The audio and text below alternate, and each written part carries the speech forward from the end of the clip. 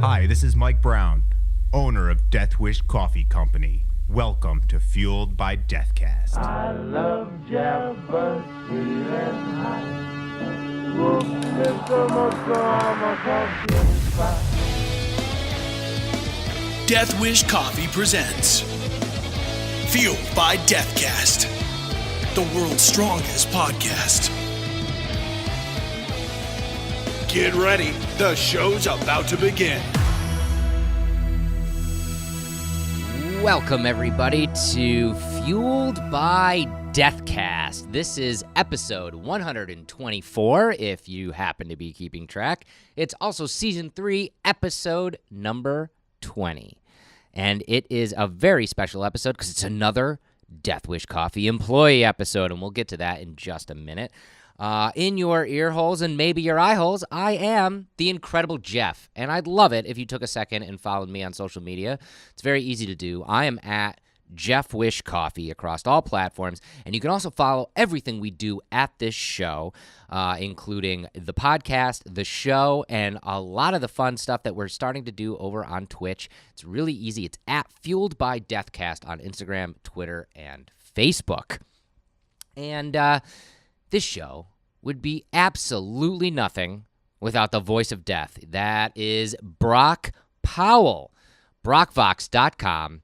For all your voice acting needs. He's the voice actor on this show and 1,000 voices out there in the world. He is doing some really cool stuff, and you can follow his journey on social media by following at BrockVox across all platforms. And I just love Brock to death. I hope I get to see him soon. And we've got, like I was saying, we're doing a lot more on the platform of Twitch, not only just creating stuff for this platform, the podcast, and also the show, but some new content over there on Twitch. And I got to get Brock involved. Not only do I got to get him to do some more voiceover stuff for us over there, but I want to get him on and maybe like play some games with Brock remotely or something. Maybe we'll do some fun stuff with Brock. I'm excited. Secret code unlocked. Discount of death. So, if you want to save 12% off of any order you make on deathwishcoffee.com, it's really easy. For being a fan of this show, just go on over, make that purchase, and at checkout type discount of death, all one word, and you'll get 12% off your entire order. Every order you make, because you're a fan of Fueled by Deathcast. And, if you want to help me out and make this code work a little bit better than discount of death, you can also use discount of Jeff, all one word. That also gets you 12% off. And I want that to have a little bit more hits than discount of death, just for my own head, just because it's my name and I want my name to save you 12%. So discount of Jeff for 12% off anything at deathwishcoffee.com. Earlier, I was mentioning how this show would be nothing without the voice of death, Brock Powell, and that is true. And I also would love it if you would follow his podcast, Unpop Podcast. Brock, Austin, Curtis, and sometimes some special guests all get together and talk about their unpopular opinions of some of the most popular movies today. Their newest episode out is all about Jordan Peele's new horror flick, Us. So if you've seen this movie and you have thoughts and feelings about it, you're going to want to tune into the Unpop podcast and hear just what they have to say about it as well, because they have some funny stuff to talk about concerning this movie. Also, there's a standing bet that Austin has on the show where he's going to give money away to a listener. And if you want to hear details about how you can actually get free money from Austin, you got to listen to Unpop Podcast. It's available wherever podcasts are found, so tune in today.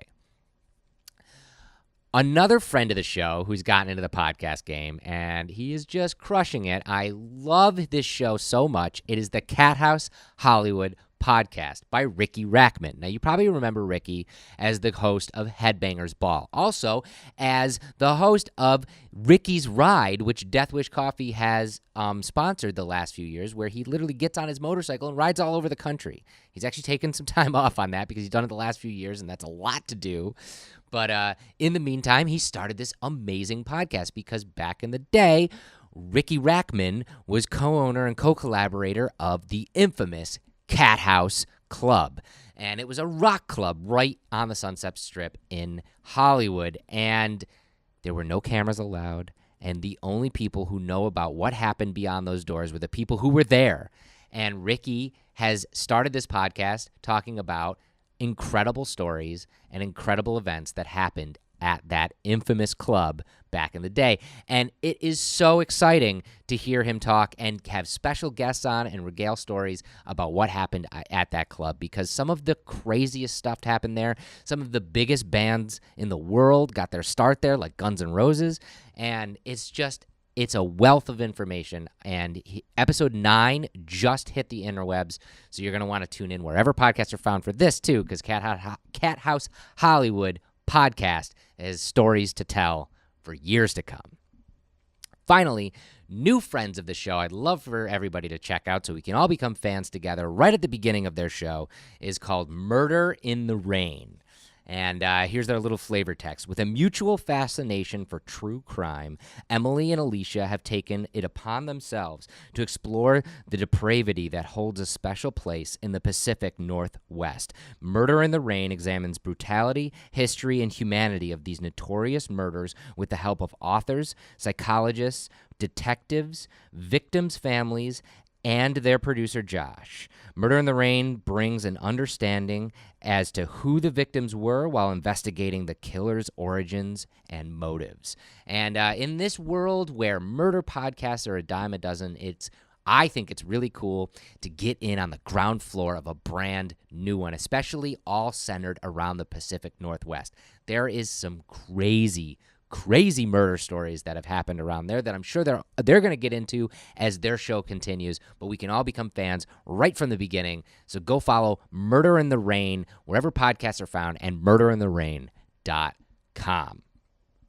And like I said at the top of the show, this week is a Death Wish Coffee Company employee episode. I love doing these episodes and highlighting a specific employee here at Death Wish Coffee and talking about their journey as from when they started here to today. And this week we've got Nate Gaetano. Yes, he's Italian, but Nate is awesome. Nate started here as one of our incredible workers on the production floor, learned everything there is to know on the production floor, and now has joined our incredible logistics team with the Brads and Dustin. And Nate talks about his journey here at Death Wish, how he was a teacher before he even started here, and some of the incredible stuff he likes to do outside of work, like starting our very own softball team in one of the local leagues, which I can't wait starts up very soon. This was an incredible conversation with Nate about everything Death Wish and everything beyond, including Game of Thrones. So mugs up this week for this week's Death Wish Coffee Company employee, Nate Gaetano. The Fueled by Death guest. Nate, let's start off right out of the get-go. Please name your least favorite employee here at Death Wish Coffee. Oh, my goodness. Sometimes it's myself. Oh, that's a shitty answer. No, I don't have one of those, You man. don't have one of those. No, I don't have one of those. All right. How about your favorite employee? Oh, man, that's tough. I have a little bit of a bias because I actually, and not many people know this, but some do, I live with John Bennett. I did not know that. Yes, him and I share an apartment together. So, yeah, we do a lot of stuff together. We hang out. We work together. We see each other pretty often. So, All right. he's up there, man. That's it. All right. Okay. So let's get into it then. How long have you been working here at Death Wish Coffee? About a year and a half. It'll be 2 years in October. Okay. So almost 2 years ago. Almost 2 years. You get the job. What was it like walking into this company? You started out on the production floor, correct? Yes, I did. All Yes, right. I did. So kind of walk us through like your first impressions of working for Death Wish. It was very exciting, but also I want to say a little intimidating because I was walking into an environment where for the first time there was a lot of people who I was working with who were my own age. Yes, which I had never done before. So walking in, just getting to know everyone, I used to be a teacher before this job. Really? Yep. So I worked at an elementary school, and you can imagine a lot of the teachers there were, experienced, a little bit older, and I sort of felt out of place. So I kind of wanted to make a good impression when I walked into Death Wish, and hopefully I think I did that. Okay. So let's walk it back even further then. Sure. You were teaching before you were here at Death Wish. What were you teaching? Yes, sir. So I was an elementary school physical education teacher. Really? How long? 3 years. Did you go to school for that? I did. I went to Springfield College in Massachusetts. It was a great 4 years, and then I started teaching right off the bat after that. And after 3 years, I decided I did not want to do that anymore.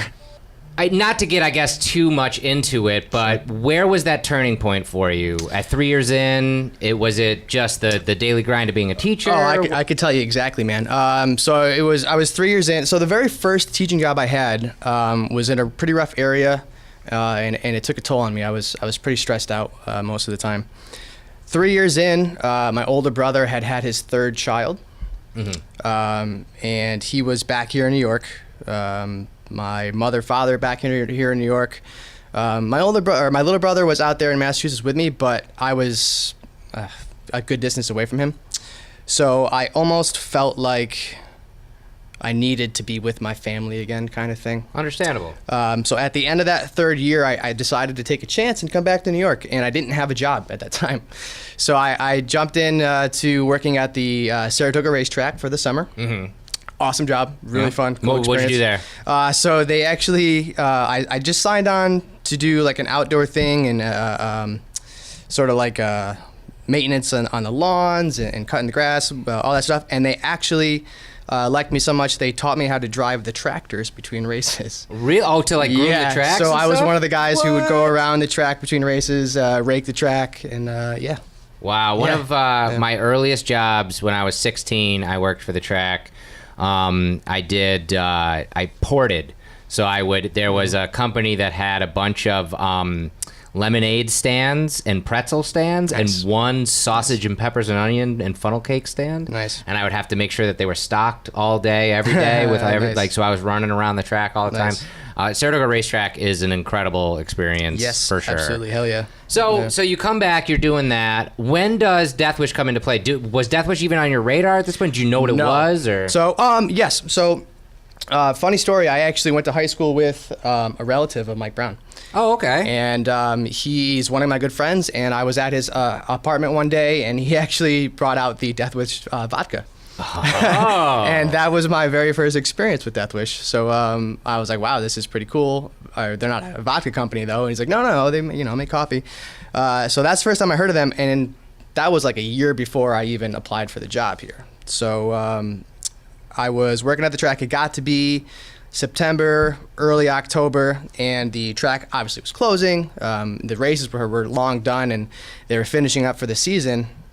And I was like, oh shit, I'm like, I need a job, Right. So I'd applied for a bunch of teaching jobs. I really only wanted one, and I didn't get that one. So I was like, all right, what am I gonna do? And then I was actually Facebook friends with the then office manager, Kristen. Mm-hmm. And she had posted there was a job opening. So shot in the dark, sent her a message, hey, is that still open? Can I interview? She said, yep. And then that was like a week later, I was in. Wow. That happened very fast. Wow. Yeah, so you start working on the production floor. Was your expectation different than the reality? Did because you had never obviously worked for a coffee company before. Right. To be honest, man, I didn't know what to expect. When I walked in, I was like, I'm just going to give this my all. Whatever they need me to do, I'm going to do. That's kind of my attitude towards a lot of things. So John was super helpful, showed me around, showed me, what I needed to do, my role there. And I kind of just took it on the chin and was like, let's do this. Whatever I need to get done, I'll do it. And I learned everything I possibly could, from grinding to eventually roasting so I mean, I knew pretty much everything on the floor eventually. It took a little bit of time, but... That's awesome. Yeah. And your job has now shifted even farther. Yes. And can we talk about what your kind of daily job is now? Sure, absolutely. So it's mind-blowing how many times I've sort of changed my role here, but in good ways. So now I work for the logistics department with the Brads and, of course, Dustin. Mm-hmm. My main job now, every day, is just to handle the shipping and receiving going on at Deathwish. So I help set up the truckloads, I help load the trucks, unload the trucks. I'm making more and more new contacts every day, talking to different companies about different lanes for our for shipping our coffee all over the country, man. It's pretty cool. That's pretty crazy. Yeah. And I mean, you embody a lot of what I learn every time I talk to employees here at Deathwish on the show, is that we do a lot of things that we never set out to do. Yes, yes, absolutely. And is that interesting for you? Do you enjoy that? Do you enjoy like learning new things on the job I do. all the time? So that's one of the things that has not only kept me around here, but like it makes me super proud of my job. It's that you think things are going one way, and it's sort of, you think things are going to be monotonous, and then boom, we switch it up, we get bigger, things change, and it's exciting. I never come into work thinking that this is going to be a boring day. Right. So that's cool. Yeah. That's very cool. Yeah, hell yeah. So on the other side of the job, and we'll get back to day to day here at Deathwish Coffee, but on the other side of the job, and I know a little bit about you,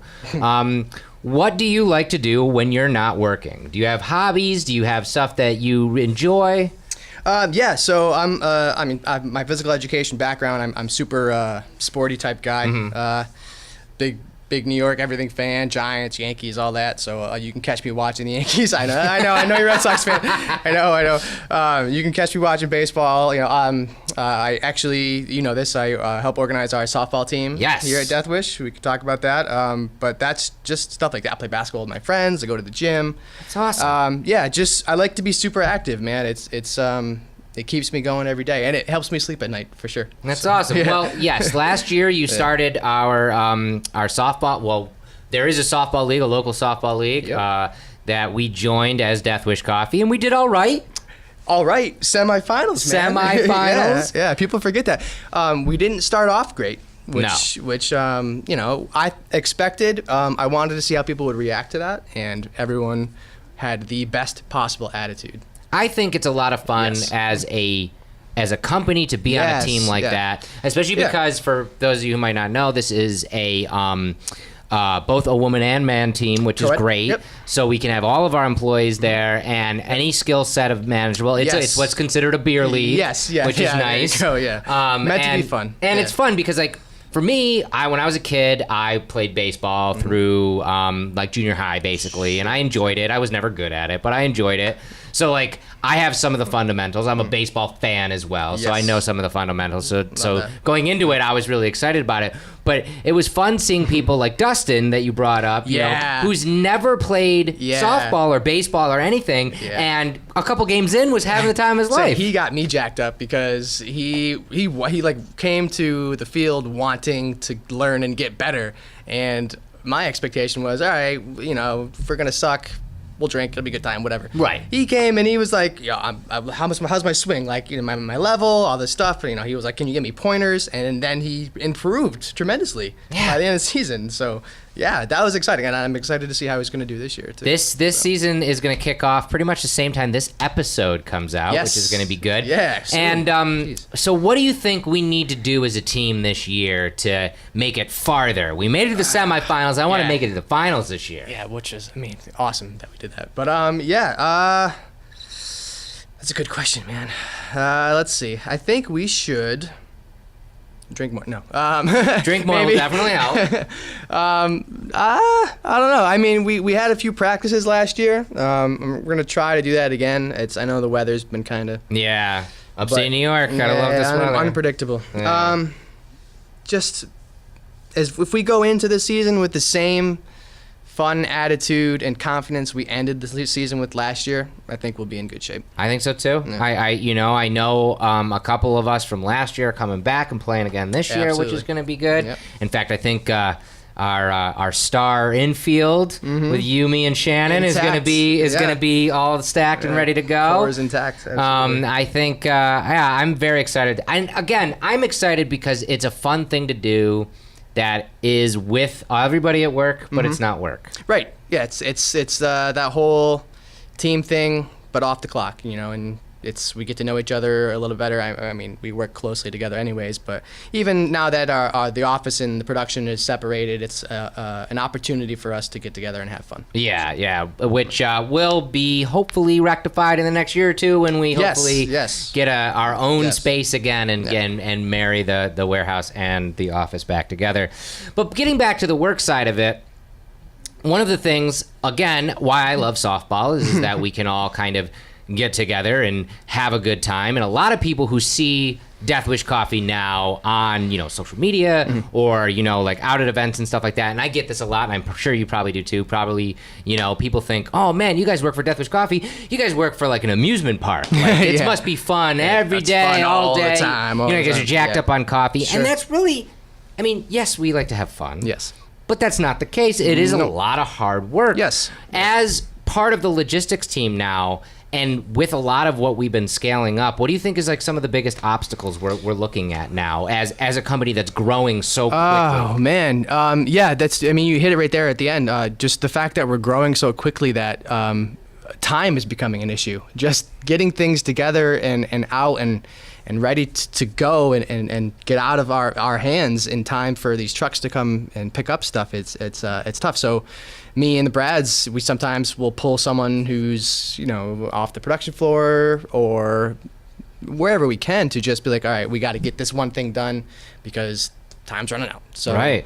Yeah, that's the biggest issue right now as far as I can see is just the hands we have. They're always moving, and we got to keep that going because it's going to get bigger and bigger, obviously. One of the biggest misconceptions about Death Wish too is people think that we are a team of hundreds. Yes. Yeah, really. And what are we, 34 at this point? That was one of the most shocking things that I realized when I first started working here was that I was like, oh, Death Wish Coffee, cool. Like I had heard of them, knew about the Super Bowl commercial. I was like, all right, it's probably 100 employees there. When I started working there, less than 30. Yeah. Yeah, a couple of years ago, we were barely at 20. Yeah. So, scale is definitely something that's tough in a business like this. But being on the front lines in the logistics, you're seeing that at an actual level. Where do you think we're headed?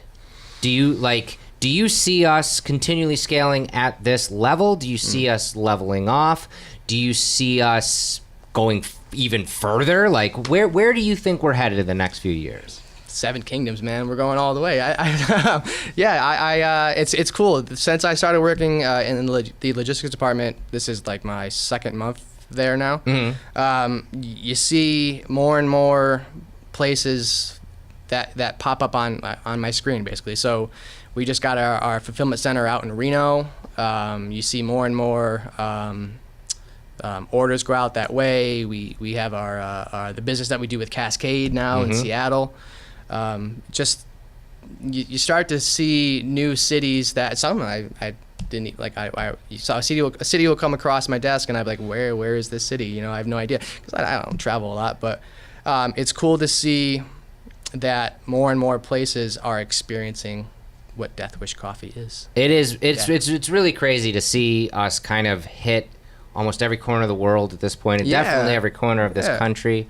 And I'm on my end, as people know with this show, is I talk to a lot of our different influencers or different people that are in a completely different world that we are connected to because of that coffee.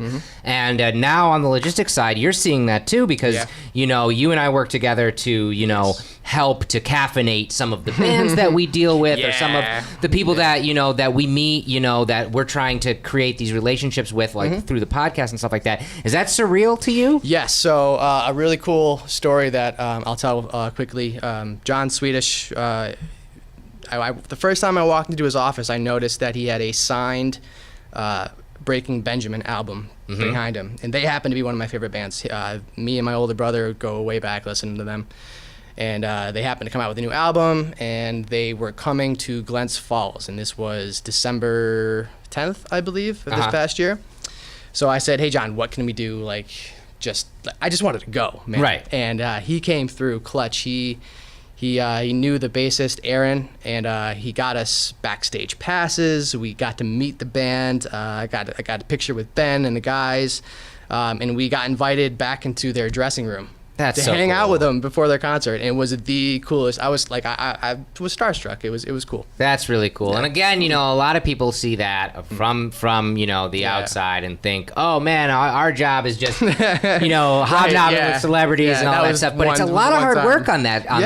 John, so especially creating this relationship with and a lot of it isn't we love the guys in Breaking Benjamin and a lot of the different bands that we've been able to caffeinate. But a lot of it stems from we start with their crew. Yes. With their roadies, with their tour manager. These people who definitely need to be caffeinated, because they're making the show go. Yeah, what I realized was how hard John worked at that. He knew their tour manager, and he was calling. He got him on the phone and was like, "What do you guys need? What can I get you?" And it all fell from there. So. Yeah, it's really cool to see these relationships grow with this company, because at the end of the day, we're just a small little coffee company. But everybody really likes coffee, and it's cool to be able to, parlay that into fun relationships and stuff like that. So on that thought, then we've done a lot in the music space, especially metal and rock and roll. We've done a lot in the comic book industry. We've done a lot, in some of these different niche areas. Is there a place that you think that we haven't hit yet that we should be working towards? I've had this discussion with John before, and he's a big fan of hip hop. I sort of have. I come from a weird music background where I like all sorts of stuff. My father's in a great background, band, and so I have my hip hop side. More of an old school hip hop fan, but if there was any sort of way to get into that scene, maybe. I know he mentioned one time how cool it would be if Post Malone rocked a Death Wish shirt on stage one time. You know what I'm saying? That would be really cool. So maybe there. Sure. All right. We'll have to look into that. We've actually been lucky enough to have a couple hip-hop artists on the show. I know Wyclef Jean was on. Wyclef Jean has been on twice. We love him to death. We had Sadistic on just recently, which was very cool. New album, so awesome. We're starting to dip our toes into there. I hope we do more. Yeah. So let's talk about outside of the job, outside of everything, something that both you and I love. You actually referenced it earlier. There you go. Game of freaking Thrones. And I got to bring it up because another place that we're starting to get all in on is the Twitch universe, which is started out as this video game space, but now is this amazing space for everything dealing with pop culture and that kind of thought. And one of the things we started doing was recapping this final season of Game of Thrones. And have you been a fan? How did you start to be a fan of this? Were you a fan of the books? Did you become a fan of the show? So, funny story. My little brother was super into Game of Thrones since the beginning. He read the books, watched it from season 1, tried to get me into it. I watched episode 1, and I said, I hate this show. Are you? Let's preface this. Are you a fantasy fan at all? Or? Yes. Oh, yeah. Oh, yeah. So I was into Lord of the Rings. Okay. Yes. So absolutely. So I watched it, and I was like, this isn't for me. I don't like it. 2 years down the road, I think they were in season 3 or so, I said, what the hell, I'll give this a shot, because he kept going on and on about it. So I was like, I'll watch the first couple episodes, and maybe I'll start to get into it. Right. Lo and behold, man, here we are. I've read the books through twice. Really? Oh, yep. I listened to them on audio. Hey, it's all right. It's all right. Same thing. And I've seen the show through now 3 or 4 times. Yep. Yeah, him and I remember watching Battle of the Bastards with him in season 6, just going nuts. It's my favorite thing in the world right now. I've said this to other people that, aren't necessarily fantasy fans or that kind of thing. This doesn't really touch their wheelhouse. It's one of those shows that even if it's not something that necessarily might hold your interest, I always tell people, give it a shot. Yes. Because I can't believe that we get to live in an age of entertainment where something like this gets to be created. Just when I was a kid in the early 80s, the idea of the giant blockbuster movie was a big thing, Right. Yep. And now we're getting things like Game of Thrones that blow movies out of the water, filmed on 6 continents. Think about how much more, just as opposed to one single movie, not like a series of movies, but how much more goes into a show that's been going on for, what is it, 8-9 years now? This is almost 10 years since shooting that original one. season. Yes, before it actually aired. They've been like, because I just saw an interview with some of the primary cast who's still alive, and they were talking about how it's been almost 10 years since they got the job. Crazy. And day one on set. Crazy. You know, like Yeah, and I think that's cool because you you do get to watch these characters and actors grow up. Oh my gosh, some of the kids like Macy Williams and Sophie Arya, Turner, like we watched them grow into adults. Yes, yeah. Not just as their characters grow into adults, but them as actors and actresses as well. So as a giant fan of this series, if you got the phone call and they were like, George R. R. Martin is dead. Nate, we need you to write the end of this. Oh boy. Where does it go? What is your prediction? Boy, how would you end this story? That's tough, man. I've played that out in my head so many times. Oh, I'm sure. Oh man. There's no wrong answer until the final episode appears in 4 weeks from now. But. So I tend to go back to the books, and I know that the show has far surpassed the books. Yeah. But I like to take subtle hints from the books, and there's the whole Azor Ahai prophecy from the books, which is the chosen one. I always had it in my heart that Jon was the chosen one. He was the guy that was going to be, he was going to lead everyone. He is the Song of Ice and Fire. Right, he's the guy who's going to be on top at the end. But the more that you watch the shows, I don't think that's his character. I don't think that's where he wants to be. So I guess in a perfect world, they go in and they defeat the dead, and they take care of Cersei, and maybe it's Jon and Dany together. That's kind of the cheesy ending, but it's something you might want to root for. Do you subscribe to the theory that no one wins, and the Night King just decimates the throne, and becomes a long there's night? ever night? Yeah. It's funny you say that. I always go back to something my little brother always says to me, and it's a Ramsay Bolton quote, and he always says, "If you think this has a happy ending, you haven't been paying attention." You haven't been paying attention. So yes, that is very possible. And would I be disappointed if that happened? No. Because that's Game of Thrones, unpredictable. Exactly. My prediction is that we're going to get the actual villain of this entire series has been under our nose the entire time, and we've been rooting for her, and we did not know that Daenerys was actually going to be the Mad Queen, and she's going to shift, and it's going to be heart-wrecking, and we're going to hate it, but I think, as a fan of this series, I think that could be a viable thing. But if I were writing it, I would say that Lady Mormont, the bear, comes out of left field, and she gets the throne, because that actress, and I looked it up the other day, and I'm going to never forget her name, Bella Ramsey.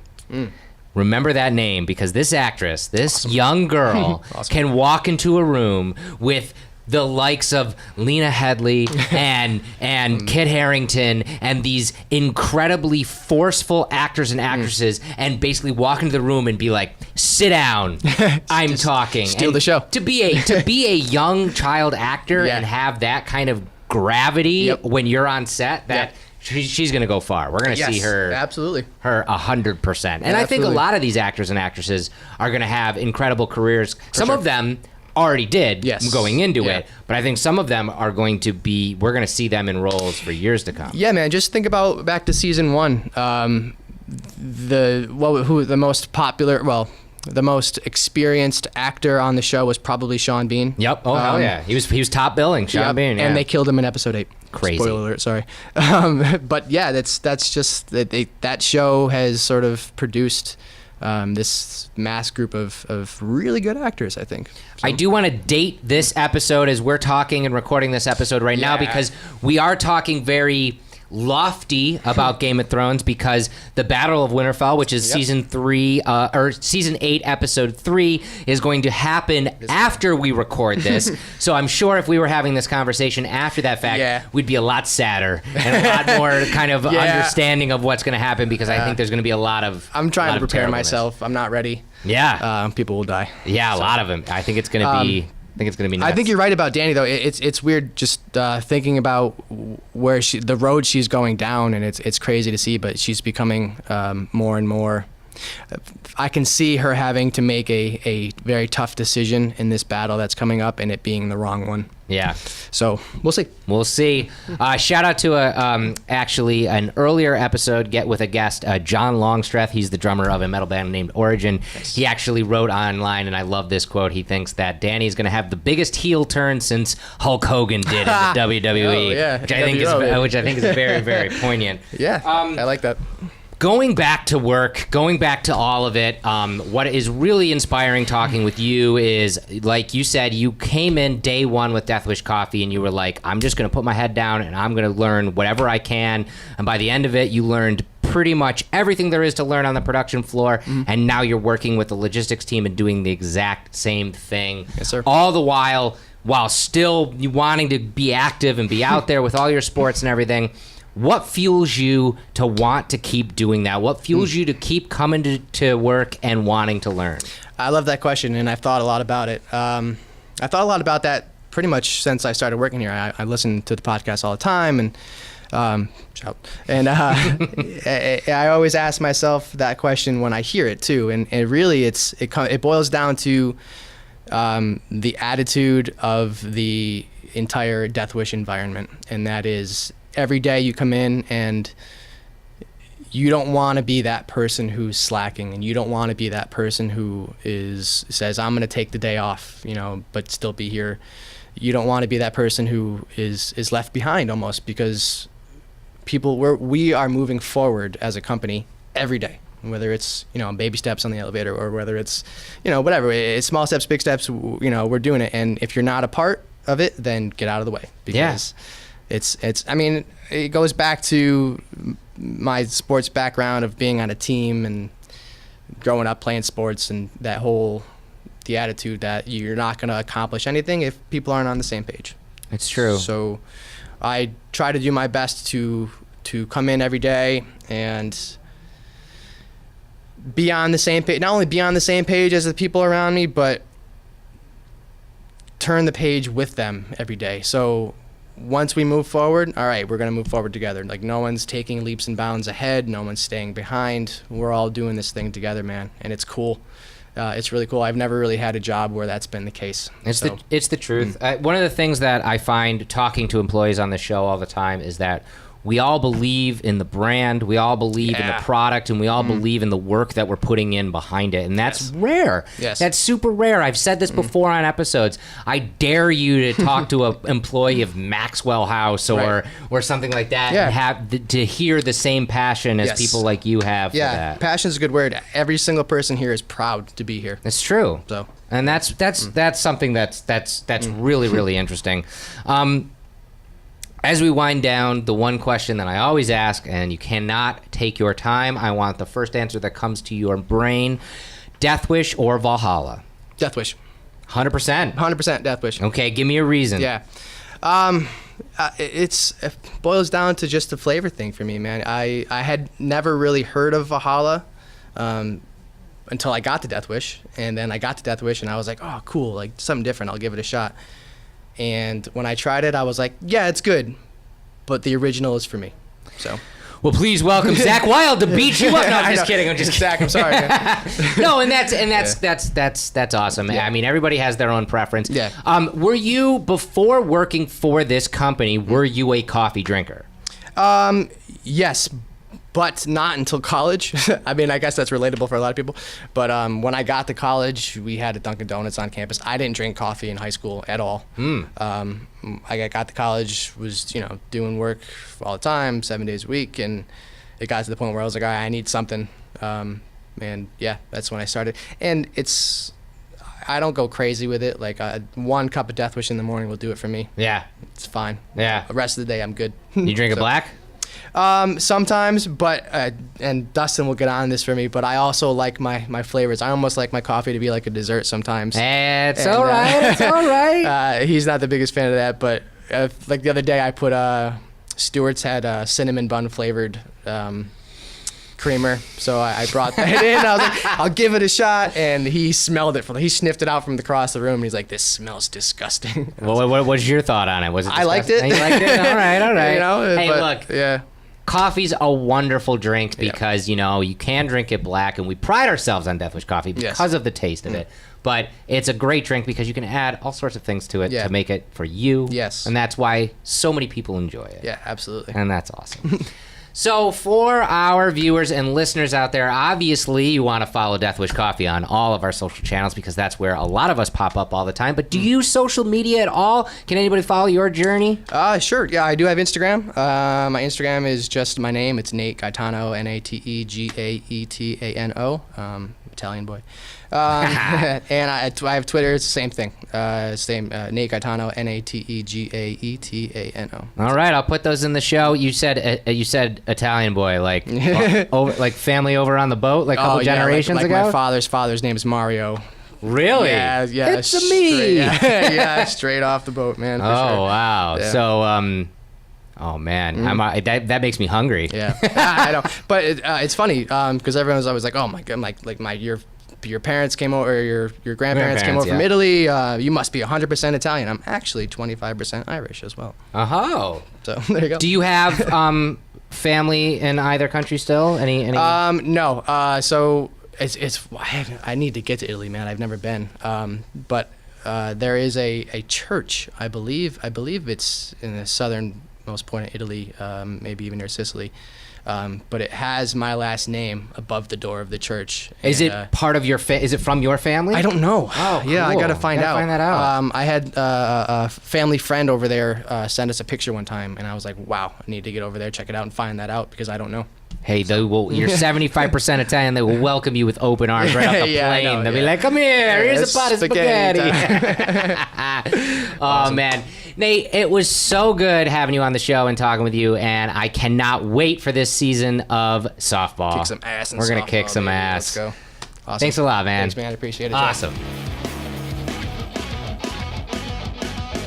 This has been Fueled by Deathcast, a Deathwish Coffee Company podcast production. Thanks for listening.